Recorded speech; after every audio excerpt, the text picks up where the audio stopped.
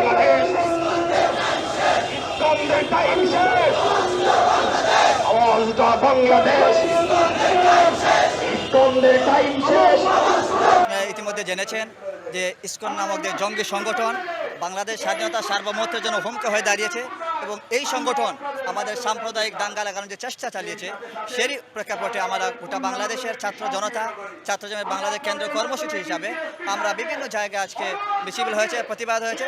আমাদের একটাই দাবি, একটাই স্লোগান যে এই ইসকন যেই সংগঠন আমাদের বাংলাদেশ সাম্প্রদায়িক দাঙ্গা লাগানোর চেষ্টা করতেছে এবং সম্প্রদায়কে নষ্ট করার চেষ্টা করতেছে, সেই সংগঠনকে আমরা নিষিদ্ধ দাবি করছি এবং অচিরে এই সংগঠনকে নিষিদ্ধ করার জন্য আমরা আমাদের সংগঠনের পক্ষ থেকে দাবি জানাচ্ছি।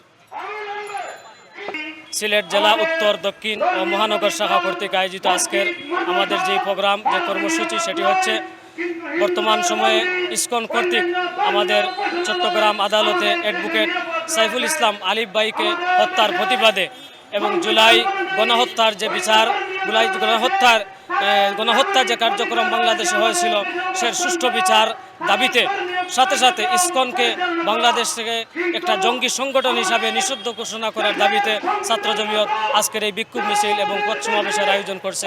আমরা আজকের এই সমাবেশ থেকে বর্তমান অন্তর্বর্তীকালীন সরকারের কাছে স্পষ্ট ঘোষণা দিতে চাই, এই আবেদন করতে চাই যে বর্তমান বাংলাদেশে ইসকন একটি জঙ্গি সংগঠন হিসাবে রূপান্তরিত লাভ করছে।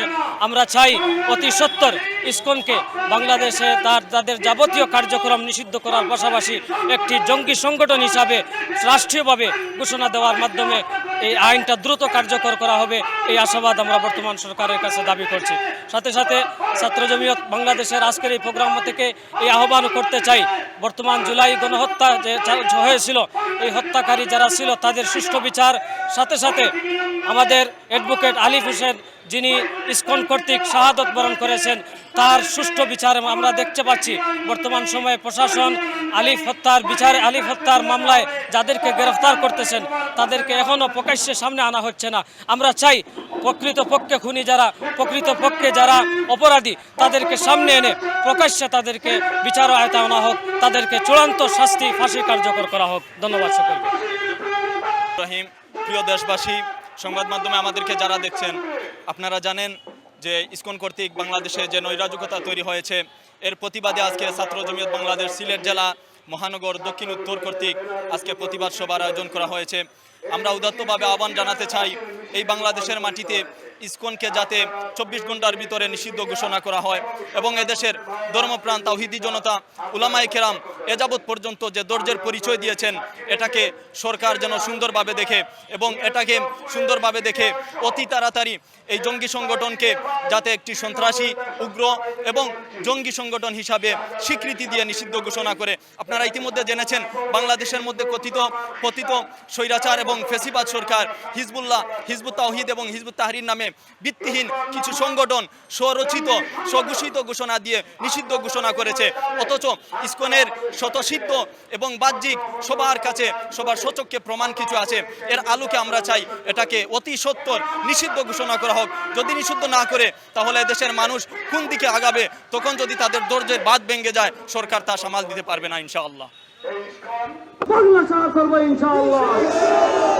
আগামী আন্দোলনে রাজপথে জমিয়তুল উলামা ইসলাম ছাত্র মুসলমানের বাংলাদেশ, এই বাংলাদেশে মদিনায়, ইসলামের মদিনায় যেভাবে হিন্দুত্ববাদ, মুশরিক, ইহুদি বৌদ্ধরা যেভাবে নিরাপদ ছিল, হিন্দু বৌদ্ধ খ্রিস্টানরা 90% মুসলমানের দেশে তেমনি নিরাপদ।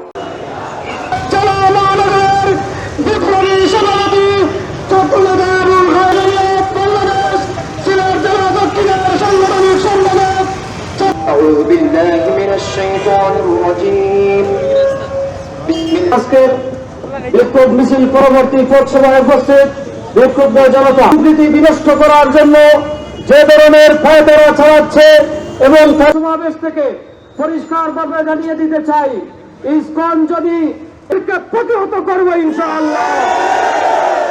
উপস্থিতি ধন্যবাদ। ছাত্র জমিয়ত বাংলাদেশ ধন্যবাদ। জিন্দাবাদ জিন্দাবাদ। ছাত্র নেতা নুরুল ইসলাম। বিসমিল্লাহির রহমানির রহিম। এদেরকে নিষিদ্ধ করার মাধ্যমে পুরো বাংলাদেশকে স্মরণ করে দিতে চাই, শাহজালাল চলে গেছেন। শাহজালালের কথা হবে শাহজালালের মাটির শান্তির মিছিলে। খোদা হাফেজ। আমরা আজকের এই শান্তি